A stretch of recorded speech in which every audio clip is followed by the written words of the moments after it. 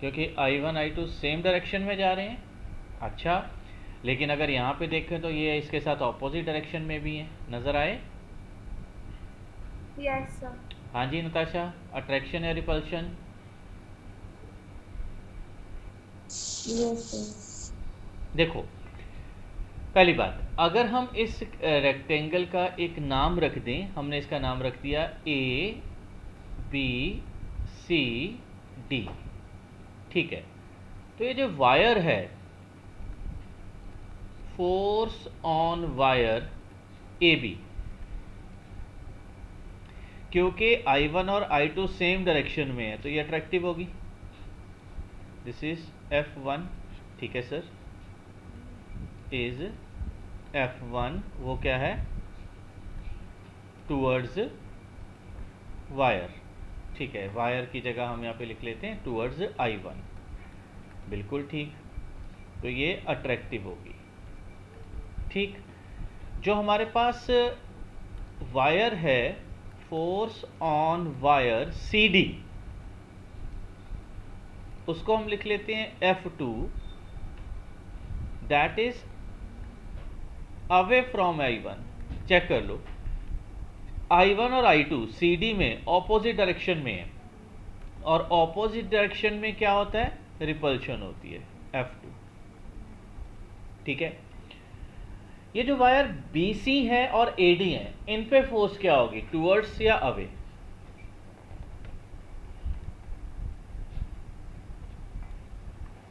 हाँ जी dear.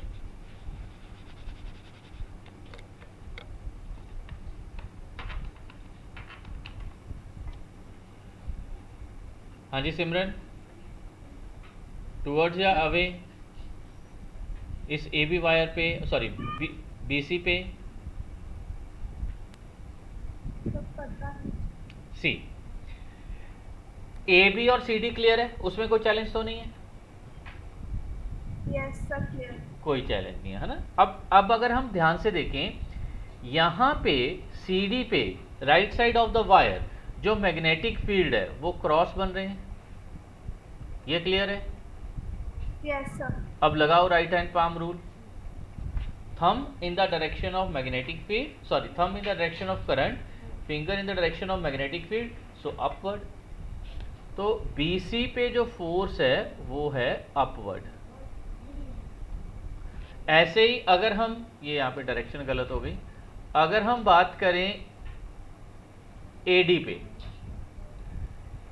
AD पे thumb in the direction of current, finger in the direction of magnetic field, so palm downward. जो AD wire है उस पर force कैसे एक्ट कर रही है सर, वो डाउनवर्ड है। दोनों की लेंथ सेम, हाँ जी सर सेम। दोनों में करंट सेम, हाँ जी सर सेम। दोनों के लिए मैग्नेटिक फील्ड का बिहेवियर सेम, बिल्कुल सेम। तो जितनी फोर्स अपवर्ड उतनी ही फोर्स डाउनवर्ड। तो net force parallel to the wire zero हो गई है। तो बचा कौन है, एक टूवर्ड्स द वायर और एक अवे फ्रॉम द वायर। ये बात क्लियर हुई सिमरन? Yes sir. हाँ जी।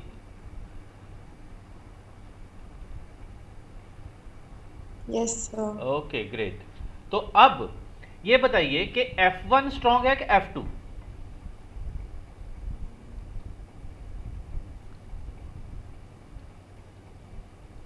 F1 is strong. क्यों? क्योंकि F1 के लिए distance between the two wire कम है और F2 के लिए distance between the two wire ज्यादा है। तो F1 स्ट्रॉन्ग है। तो जो नेट फोर्स आ जाएगी इस कंडक्टर पे वो क्या आ जाएगी, F is equal to F1 minus F2, और वो क्या होगी, वो अट्रैक्टिव होगी। क्योंकि F1 अट्रैक्टिव है, टूवर्ड्स द वायर है, F2 रिपल्सिव है, अवे फ्रॉम द वायर है, लेकिन F1 स्ट्रॉन्ग है।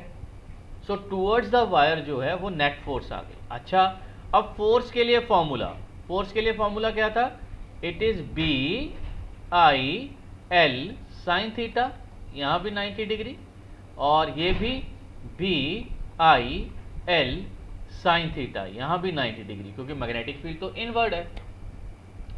अब एक बात क्लियर कीजिए कि दोनों वायर पे करंट तो ठीक है, इसमें करंट है I2, इसमें भी करंट I2, उसकी लेंथ भी L 0.5 मीटर, उसकी लेंथ भी L 0.5 मीटर। इन दोनों पॉइंट्स पे मैग्नेटिक फील्ड की वैल्यू सेम या अलग अलग?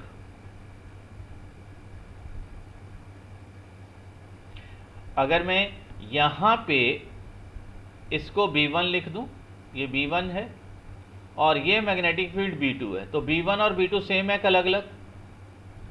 सर अलग अलग। Very good. तो इसको हम B1 लिखेंगे और इसको B2। ठीक है सर। B1 की वैल्यू क्या है? Near infinite state conductor magnetic field होती है म्यू नॉट अपॉन 4 पाई 2I बाय R। ठीक है सर। ये I2 minus mu naught upon 4 पाई 2I बाय R2। ठीक है सर। ये आ गया I2 यहां भी और L कॉमन आ गया। अब वैल्यू कैलकुलेट कर सकते हो।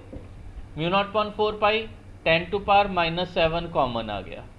ठीक है। बचा क्या? 2 भी कॉमन आ गया। क्या बचा यहां पे? I1 I2 is 2 into 4 8 divided by ये डिस्टेंस है, यहां पे ये डिस्टेंस है इन दो वायर्स में 10 सेंटीमीटर। सो ये आ गया 0.1। ओके। देन माइनस ये भी 8 आ गया डिवाइडेड बाय, अब यहां से राइट का डिस्टेंस 10 ये है, 15 आगे है, so total 25। So it is 0.25। Length of the wire हमें गिवन है 0.5। सो ये देख लीजिए कितने हैं। दिस इज, ये हमारे पास आंसर आ जाएगा 9.6 into 10 raise to power 9.6 into 10 to power -6 newton जो है वो आंसर आ जाएगा। और ये क्या होगी? अट्रैक्टिव। हाँ जी नताशा, ये बात क्लियर हुई बेटा?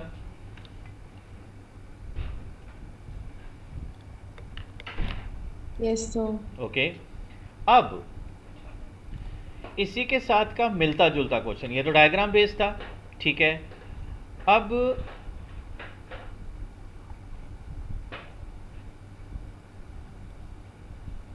Question based on statement.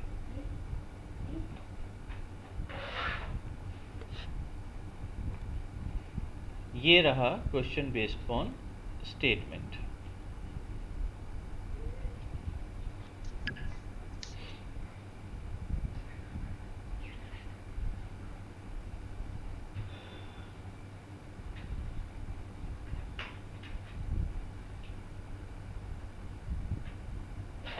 हाँ जी, नजर आया? Yes. Two parallel wire are being vertically 10 centimeter apart. ठीक है। One of them carry current 20 ampere and other carry 25 ampere. Both the currents flow in upward direction. A third wire carrying current 5 ampere flowing downward is placed between the two parallel wires such a way that the distance from the wire carrying 20 ampere is 6 centimeter. Calculate the force per unit length experienced by the wire placed suspended between the two wires. चलिए diagram बनाने की कोशिश करते हैं। हमें क्या कहा गया है? हमें पहले ये कहा गया है कि there are 2 parallel wires, 2 parallel wires हैं being vertically 10 centimetre apart. Okay. So एक ये वायर है, एक सेकेंड इसको,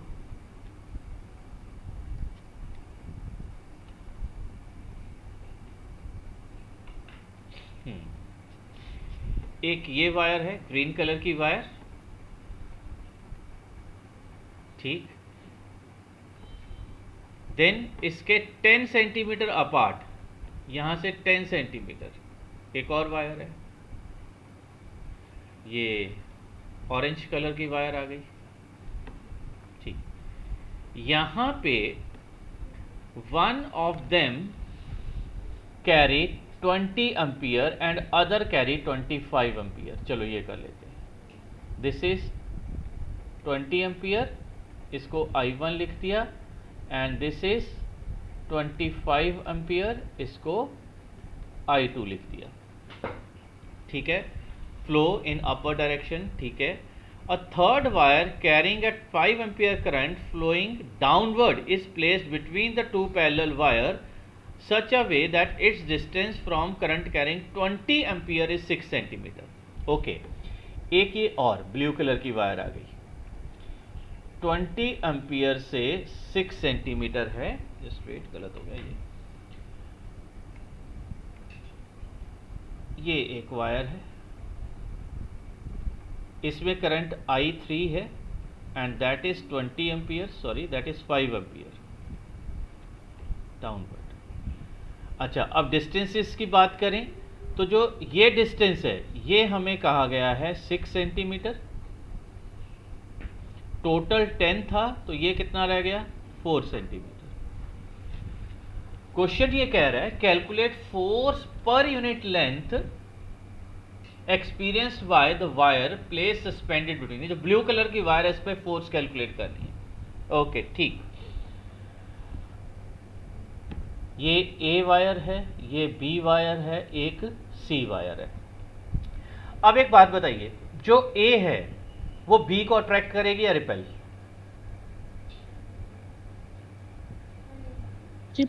रिपेल करेगी। ठीक है, force on B due to A, rather this is force per unit length.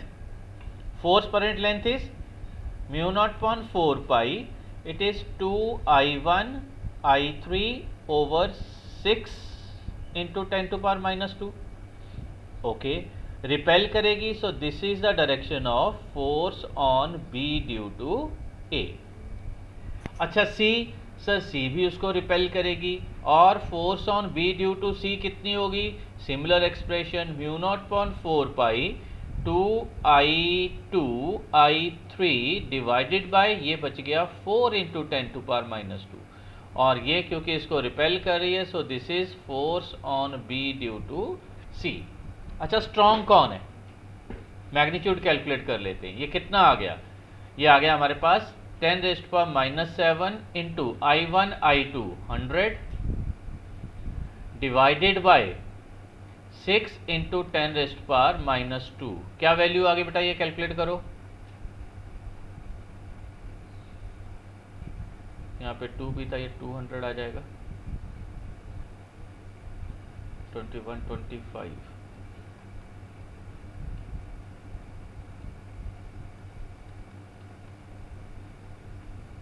हाँ जी, FBA की वैल्यू कितनी आई?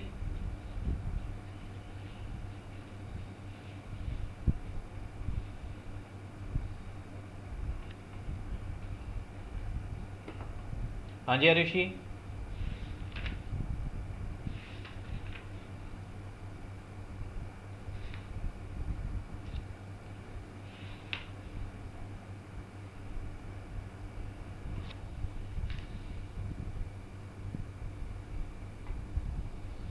Sir, 1.66 into 10 raised to power minus 4.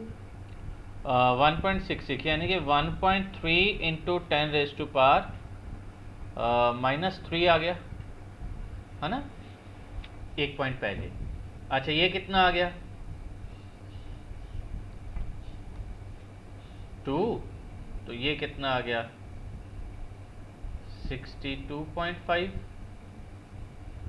ये आ गया 62.5 into 10 raise to power minus, ये आ गया है 5। गुड टू गो, यही आई वैल्यू।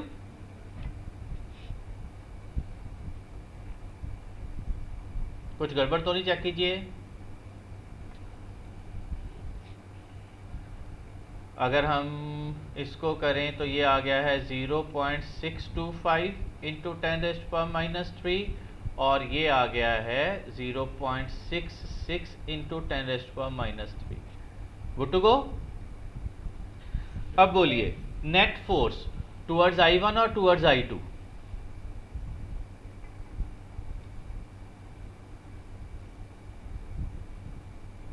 गुंजन, कैलकुलेशन ठीक है, गलत तो नहीं? हाँ जी गुनिधि,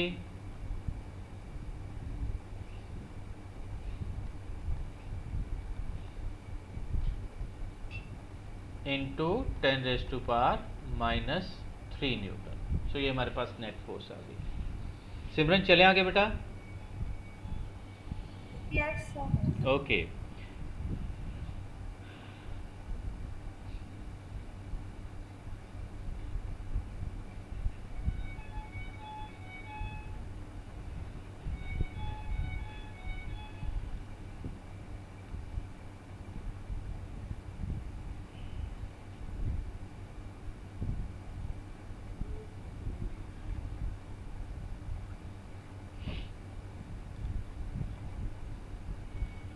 okay, now solve this.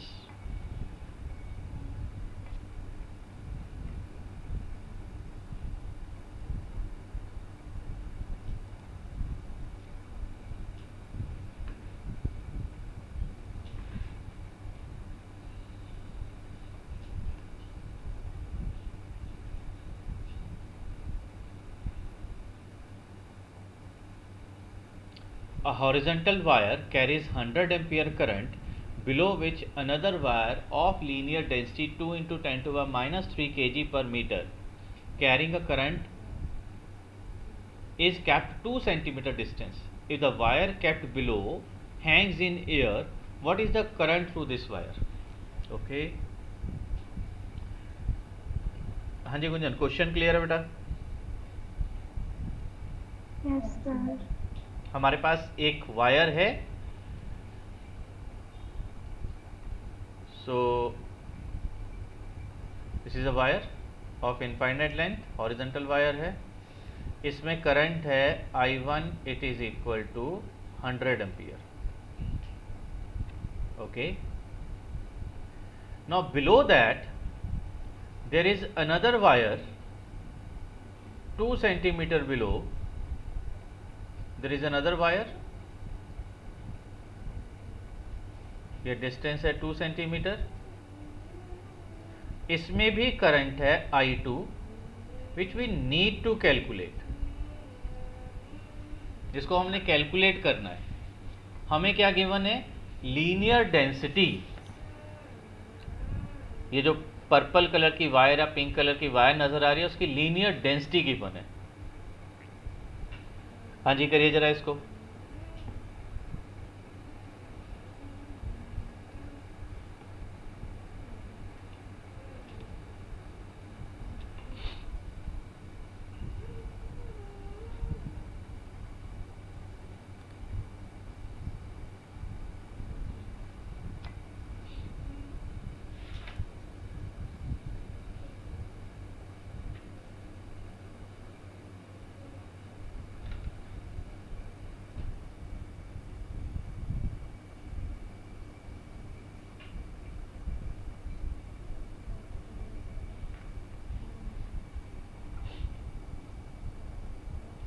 देखिए, हाँ जी जैस्मीन, एनी आइडिया बेटा? नताशा, सिमरन, देखिए ये जो वायर I1 और I2 करंट है, ये वायर इसको अट्रैक्ट कर रही है, ठीक है। This is force between the wire, और ये मैग्नेटिक फोर्स है। एक फोर्स इस वायर पे लग रही है, that is gravitational force which is downward. अब इन्होंने क्या कहा है कि जो वायर है that Hanks in air, air में हैंग कर रही है। If it Hanks in air, इसका मतलब इस पे नेट फोर्स जो है वो 0 है, बट इस पे तो 2 फोर्स एक्ट कर रही हैं। हाँ ठीक है, और दोनों फोर्स ऑपोजिट डायरेक्शन में है, ठीक है, तो इक्वल कर दो। कौन सी फोर्स? जो अपवर्ड है। अपवर्ड कौन सी फोर्स है? It is magnetic force. Magnetic force per unit length, ठीक है जी। और डाउनवर्ड फोर्स कौन सी है? वो तो वेट है, तो वेट पर यूनिट लेंथ। ठीक है sir, weight per unit length आ गया mass per unit length into जी, और force per unit length, magnetic force per unit length, that is mu naught upon 4 pi, ये आ जाएगा mu naught upon 4 pi 2I1 I2 by R. Values put करते हैं, 10⁻⁻7 into 2, I1 is 100 ampere into I2, वही तो हमें calculate करना है, divided by R 2 centimetre, 2 into 10⁻⁻2 metre is equal to mass per unit length. Check करते हैं, हमें मास पर यूनिट लेंथ यहाँ पे गिवन है, linear density 2 into 10⁻³ kg per metre, so here it is 2 into 10⁻³ G की value को 10 लिख लेते हैं। तो देखो तो I2 की वैल्यू क्या आई, करिए कैलकुलेट यहाँ पे। सर यहाँ पे हमने पर यूनिट लेंथ ले लिया। हाँ बेटा, पर यूनिट लेंथ है, इनफाइनाइट वायर है ना दोनों, तो फोर्स Yes. पर यूनिट लेंथ। यस सो क्या वैल्यू आई I2 की, कैलकुलेट कीजिए।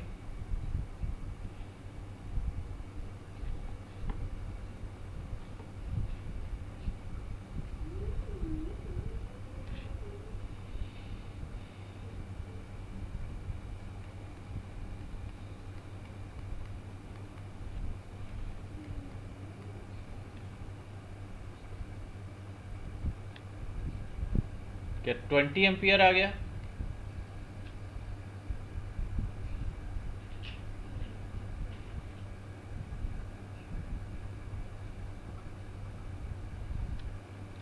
आंसर में लिखा हुआ है 19.6, 9.8 यूज करोगे तो 19.6 आ जाएगा, हमने 10 यूज किया तो 20 एम्पियर आ गया। Good to go. Yes sir. Okay, now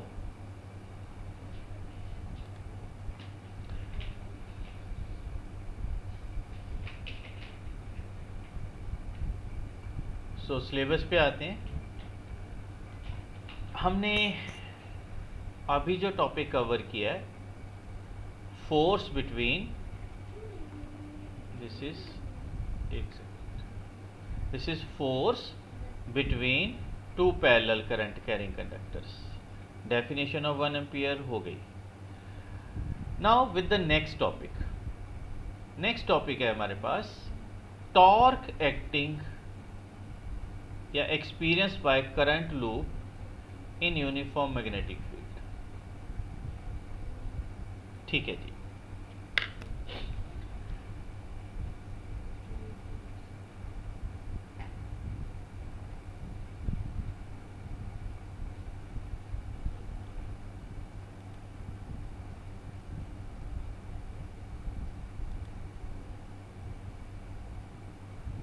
सो हमारे पास है नेक्स्ट, आज का topic next, it is torque acting on current loop.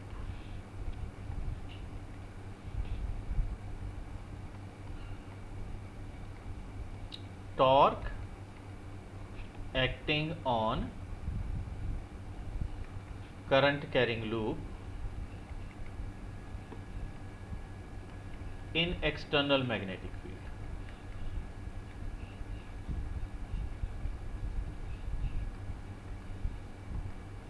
ठीक है जी।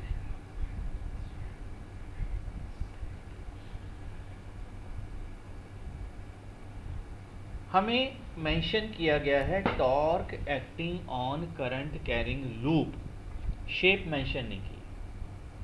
सो सबसे इजीली जो कैलकुलेशन है वो हमारे पास हो सकती है rectangular shape. To do with, हम इसको शुरू करते हैं। रेक्टेंगुलर जो कॉइल है वो एक एक्सटर्नल मैग्नेटिक फील्ड में पड़ी हुई है। Let me show you here.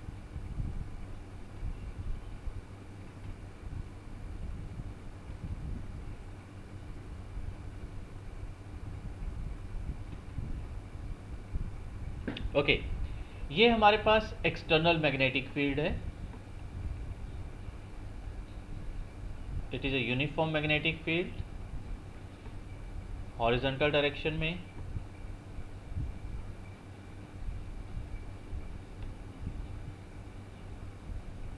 All right.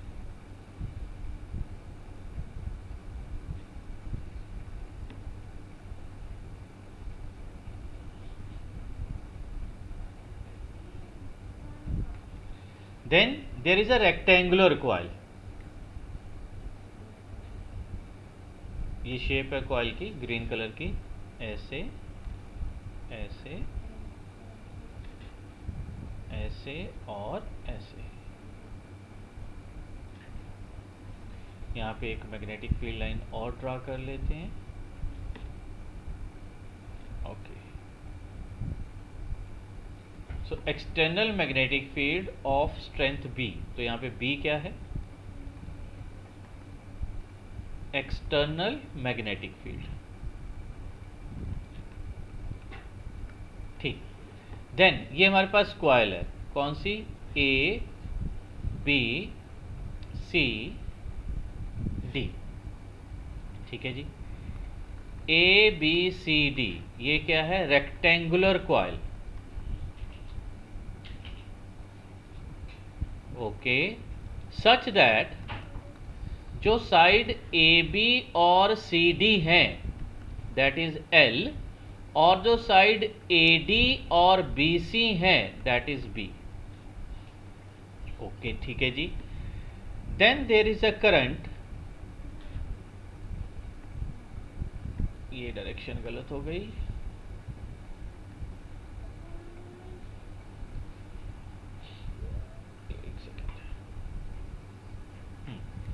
then there is a current like this I। so I क्या है? current in rectangular wire। ठीक, अब इस रेक्टेंगुलर वायर में अगर इस फ्रेम में देखें तो हमारे पास यहाँ पे 4 वायर्स हैं। कौन कौन सी? A B, B C, C D, D A. इन चारों पे फोर्स एक्ट कर रही है। ओके सर, ठीक है, कौन सी force? Let us C.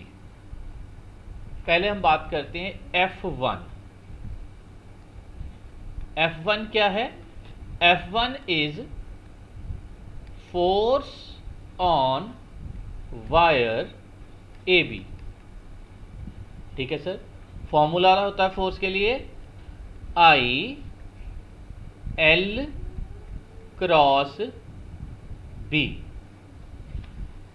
Who will tell the direction of this force? ये जो ए बी वायर पे मैग्नेटिक फोर्स एक्ट कर रही है, जिसको हमने I L क्रॉस B लिख लिया है, इसकी डायरेक्शन क्या होगी? हाँ जी Natasha, right hand palm rule. Sir, downwards. Thumb in the direction of current, finger in the direction of magnetic field. So बेटा बाहर की तरफ आइए। If you can see this wire is vertical, right? इसमें नीचे की तरफ करंट है। जब हम फिंगर्स को मैग्नेटिक फील्ड की डायरेक्शन में लेके जाएंगे तो पाम बाहर की तरफ आ रहा है। So this force is here. इसको हम ऐसे लिख सकते हैं, डॉट के साथ रिप्रेजेंट कर सकते हैं ऐसे। It is outward, this is F1। अच्छा, क्लियर हुई बात बेटा? It is directed outward. Simran clear है ये भाई? Yes sir. Gunjan? Yes, sir. अच्छा गुंजन, वायर जो BC नजर आ रही है उस पे फोर्स की डायरेक्शन क्या होगी? पहले बताओ मैग्नीट्यूड कितना होगा उसके लिए, सॉरी एक्सप्रेशन क्या आएगा? Del sin theta. हाँ, अगर वेक्टर फॉर्म में लिखें तो it is B cross B, क्योंकि उसकी लेंथ B है। अब देखिए, now that current is inward. जो BC करंट है वो इनवर्ड है, फिंगर्स टुवर्ड्स मैग्नेटिक फील्ड। तो जो पाम कहाँ रिप्रेजेंट कर रहा है? पाम डाउनवर्ड आ रहा है। तो ये जो फोर्स है यहाँ पे F2, ये ऐसे नीचे की तरफ आ गई। सो ये क्या आ गया नताशा? ये डायरेक्शन क्लियर हुई बेटा?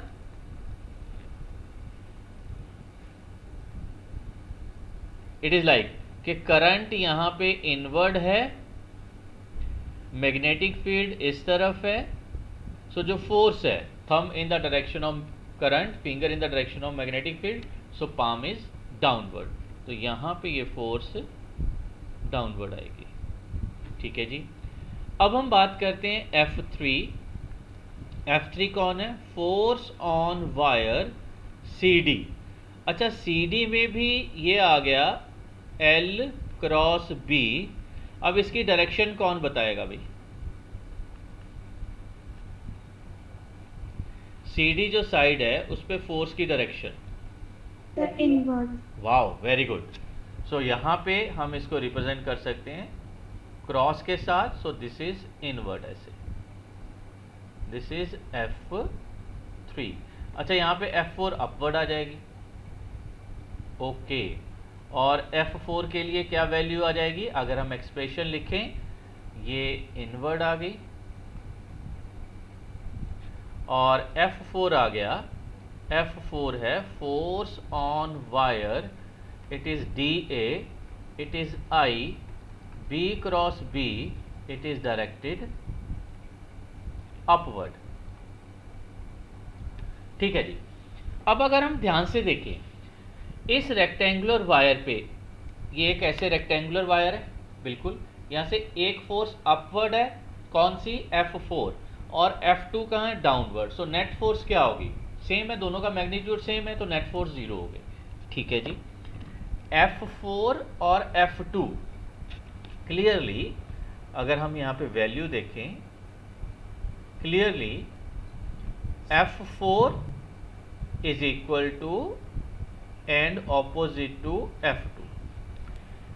F1 is equal and opposite to F3। Check कर लीजिए, मैग्नीट्यूड सेम है, जितना F1 का मैग्नीट्यूड है उतना ही F3 का मैग्नीट्यूड है। ये आउटवर्ड, ये इनवर्ड, तो ऑपोजिट डायरेक्शन में आ गई। जितनी F2 के लिए वैल्यू है उतनी ही F4 के लिए वैल्यू है, वो डाउनवर्ड वो अपवर्ड, सो वो भी इक्वल एंड ऑपोजिट हो गई। इसका मतलब अगर हम नेट फोर्स देखें, F नेट फोर्स क्या होगा? एक F1 है, एक F2 है, एक F3 है और एक F4 है, तो नेट फोर्स कितनी होगी भाई? नेट फोर्स तो 0 हो गई। बिल्कुल ठीक है। आउट ऑफ दीज 4 एक फोर्स अपवर्ड और एक डाउनवर्ड। सर ये तो अलोंग द सेम लाइन है, तो इनके लिए तो नेट फोर्स भी 0, नेट टॉर्क भी 0। बट अगर हम ध्यान दें, एक फोर्स है F1, एक फोर्स है F3। F1 is outward, F3 is inward, so वो कॉइल को ऐसे रोटेट कर रही है। एक फोर्स बाहर की तरफ है, एक इनवर्ड है, तो वो फोर्स ऐसे कॉइल को रोटेट कर रही है। बट यहां पे क्या लिखेंगे? आल्सो जो F1 है, F1 and F3 exerting torque. F2 और F4 वो सेम लाइन ऑफ एक्शन है, 0 हो गया, ना फोर्स ना torque. F1 and F3 equal and opposite तो हैं, लेकिन सेम लाइन के अलोंग नहीं है, उनका लाइन ऑफ एक्शन अलग अलग है। सो अलग अलग पॉइंट पे एक्ट कर रही हैं, so they are exerting a torque. ठीक है जी। सो सर वो टॉर्क लगा रही हैं। अब हम टॉर्क को फाइंड करना है। उस टॉर्क को फाइंड कैसे कर सकते हैं? हम लोग इस वायर का क्रॉस सेक्शनल व्यू देखते हैं। क्रॉस सेक्शनल कैसे? देखो, हम वायर को सामने से देख रहे हैं, रेक्टेंगुलर कॉइल को, हम यहां से ऊपर से देखेंगे ऐसे। जब हम ऊपर से देखेंगे तो हमें यहां पे एक वायर नजर आएगी AD। ठीक है सर, ये हमें वायर नजर आ रही है A और D। टॉप व्यू है ये। हाँ जी सर ऊपर से मतलब कैसे? ऊपर से कैसे? एक सेकेंड मैं बताता हूँ बेटा, ऊपर से कैसे। ये मैग्नेटिक फील्ड भी देखो, पहले हम कॉइल को ऐसे देख रहे थे, यहाँ पे F1 अंदर, F2 बाहर, F3 नीचे, F4 ऊपर। Good to go? Yes sir. यहाँ पे एक फोर्स इधर है, एक फोर्स ऐसे कैमरे की तरफ है और एक फोर्स ऐसे कैमरे से ऑपोजिट है। अब हम उसको यहाँ से देख रहे हैं ऐसे। Good to go? Yes sir. पहले हमें AD यहाँ नजर आ रहा था, अब ऐसे नजर आ रहा है, तो A और D यहाँ पे क्रॉस सेक्शन पे नजर आएंगे। ओके। Yes, sir. करंट कहाँ से कहाँ आ रहा है? करंट आ रहा है D टू A की तरफ। ठीक है जी। यहाँ पे एक ये एंगल है, ये वाला, इसको लिखते हैं थीटा। थीटा क्या है? थीटा है angle between magnetic field and AD. ठीक है सर। एक और चीज नोट कीजिए, अगर हम इस कॉइल का एक एरिया वेक्टर ड्रॉ करें, ठीक है सर, एरिया वेक्टर ड्रॉ करते हैं, वो एरिया वेक्टर इस वायर के परपेंडिकुलर ऐसे आएगा। देखो ये चीज क्लियर हुई, एरिया वेक्टर वहां पे, ये जो एरिया वेक्टर है, एरिया वेक्टर को ए कैप से डिनोट करते हैं। अब यहां पे वो दोनों एंगल शो कर रहा हूं, देखो थीटा एंगल ये रहा थीटा एंगल, यहां पे नजर आया थीटा एंगल, और एक एंगल है ये अल्फा। तो अल्फा प्लस थीटा की वैल्यू बता सकते हो कितनी होगी?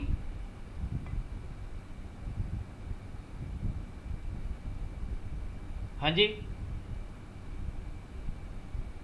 हाँ जी नताशा, अल्फा प्लस थीटा की वैल्यू क्या होगी? 90 डिग्री। बिल्कुल ठीक, वेरी गुड। तो यहां पे हम वो दोबारा से इस डायग्राम में यहां पे एक एरिया वेक्टर ड्रॉ कर लेते हैं ऐसे। तो ये हमें एंगल नजर आ गया अल्फा। ओके, तो ये कौन था? Area vector. तो अल्फा क्या है? अल्फा है angle between magnetic field and area vector. तो हम एडी को ऐसे कह दें, magnetic field and plane of coil. बिल्कुल ठीक है। तो जो थीटा एंगल है वो कहां बन रहा है? वो मैग्नेटिक फील्ड और प्लेन के साथ बन रहा है। इस डायग्राम में ज्यादा बेटर क्लियर हो जाता है कि थीटा एंगल कहां बन रहा है? प्लेन ऑफ मैग्नेटिक फील्ड में, और प्लेन ऑफ कॉइल में एंड मैग्नेटिक फील्ड में। और अल्फा कहां है? मैग्नेटिक फील्ड और एरिया वेक्टर। बिल्कुल ठीक। तो यहां पे एक बात तो क्लियर है कि अल्फा प्लस थीटा जो है वो 90 डिग्री। ठीक है सर। अच्छा, आल्सो चेक कीजिए F1 फोर्स और F3 फोर्स, इसका मैग्नीट्यूड। एक्सप्रेशन था IL क्रॉस B। L है वर्टिकल, B है हॉरिजॉन्टल। तो यहां पे जो ये एंगल नजर आ रहा है, ये एंगल कितना है सर? ये 90 डिग्री है। तो अगर हम मैग्नीट्यूड लिखें इन दोनों फोर्स का, तो वो आ जाएगा BIL साइन 90, जो कि सिर्फ और सिर्फ बच गया BIL। ठीक है जी। अब टॉर्क, टॉर्क क्या होता है? टॉर्क के लिए एक्सप्रेशन लिखा जाता है मैग्नीट्यूड ऑफ ईदर फोर्स, जो दो फोर्स टॉर्क लगा रही हैं उनमें से किसी एक का magnitude, this is magnitude of either force, ठीक है जी, मल्टीप्लाई बाय उनका आपस का परपेंडिकुलर डिस्टेंस। ठीक है सर। हमें फोर्स तो नजर आ रही है, कहां है फोर्स? एक फोर्स यहां पे ऐसे, क्योंकि अब हम क्रॉस सेक्शन व्यू ऊपर से टॉप से देख रहे हैं, तो जो क्रॉस है इधर नजर आएगा, दिस इज F1, और जो डॉट है वो इधर नजर आएगा। ठीक है सर, ये है F1 और ये है F3। दोबारा देखो, हमारे पास ऐसे एक फोर्स है F1, एक फोर्स है ऐसे F3। तो जब हम क्रॉस देखेंगे तो एक ये इधर नजर आ रही है अकॉर्डिंग टू डायग्राम, एक इधर नजर आ रही है और एक ये इधर नजर आ रही है। बिल्कुल ठीक सर। इनका आपस का परपेंडिकुलर डिस्टेंस, तो परपेंडिकुलर डिस्टेंस ये इसका लाइन ऑफ एक्शन है, और यहां से ये मैंने लिख दिया n। तो आप बता सकते हो कि परपेंडिकुलर डिस्टेंस कौन है F1 और F3 में? Is it AN, is it AD और is it DN? DN। It is DN। Very good. तो हम यहां पे magnitude of either force, sir magnitude of either force तो आ गया है BIL, और परपेंडिकुलर डिस्टेंस आ गया है DN। अच्छा ठीक है। अब एंगल पे आइए। अगर ये एंगल थीटा है यहां पे, चेक कीजिए, angle between two lines is equal to angle between their perpendicular. अब मैग्नेटिक फील्ड के परपेंडिकुलर कौन है सर? ये रहे, यहां पे। तो अदरवाइज ऐसा कर लेते, ये रो, ये एंगल थीटा हो गया। बोलो ये एंगल थीटा कैसे हुआ? क्लियर हुआ बेटा? Yes sir. ये अल्टरनेट एंगल आ गए। अदरवाइज इस एंगल को देखो, ये एंगल कितना है यहां पे? ये एंगल है यहां पे अल्फा, ये अल्फा है। कैसे? Angle between two lines is equal to angle between their perpendicular. इस ग्रीन लाइन मैग्नेटिक फील्ड के परपेंडिकुलर ये रही यहां पे, और एरिया वेक्टर इसके परपेंडिकुलर ये ब्लैक लाइन। तो जो एंगल यहां पे ग्रीन और पर्पल में है वही यहां पे दोनों में है, तो ये अल्फा हो गया। अब अगर हम राइट एंगल ट्रायंगल देखें, इन ट्रायंगल AND, तो जो DN है, DN is nothing but AD sine alpha. हाँ ऑफ कोर्स आप उसको AD cos थीटा भी लिख सकते हो। AD क्या है sir? AD is B, it is B sine alpha. ठीक है, वैल्यू पुट करो। सो टॉर्क का मैग्नीट्यूड क्या आ गया? टॉर्क का मैग्नीट्यूड आ गया, इट इज BIL, साथ में कौन आ गया? साथ में आ गया B साइन अल्फा। अच्छा L into B, sir L into B तो बन गया एरिया, इट इज BIA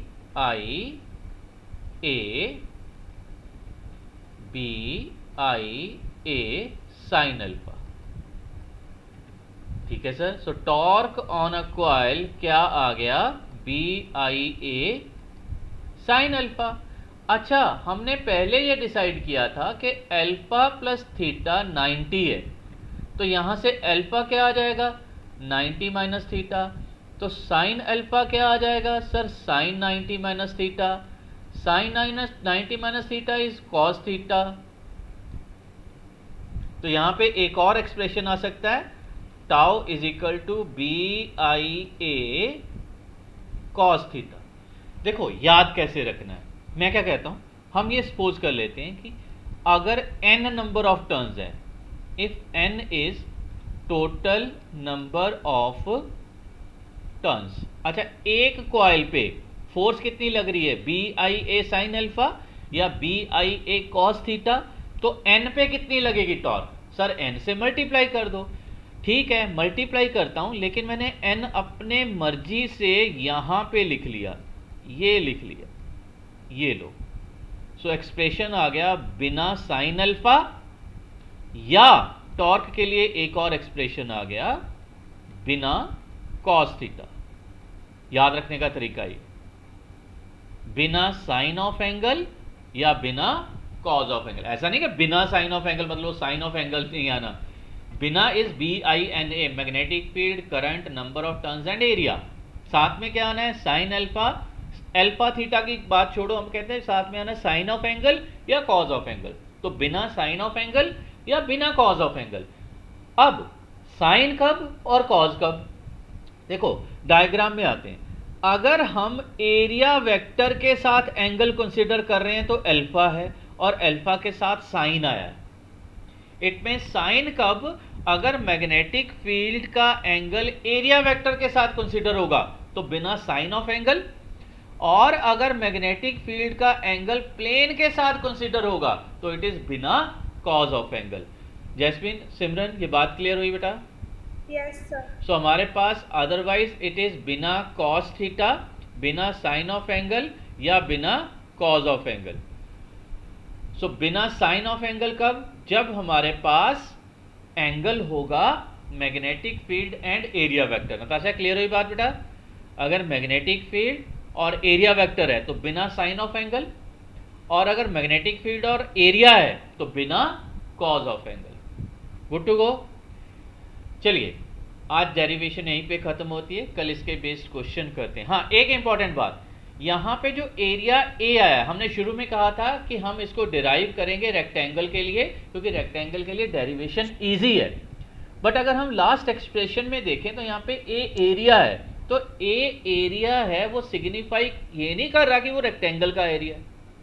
अगर वो सर्कल होता तो पाई आर स्क्वायर आ जाता, स्क्वायर होता तो साइड इंटू साइड आ जाता, रेक्टेंगल है तो लेंथ इंटू ब्रेड्थ आएगा, ट्रायंगल है तो डिपेंड करता है किस शेप की ट्रायंगल है, एरिया हमें ट्रायंगल का लिखना आता है। So this expression is true BINA sine alpha, BINA cos theta, for any shape of the closed wire, closed loop. Good to go Kunjan? Yes, sir. चलिए ठीक है, आज यहीं तक है बेटा, कल कंटिन्यू करते हैं इसी टाइम पे।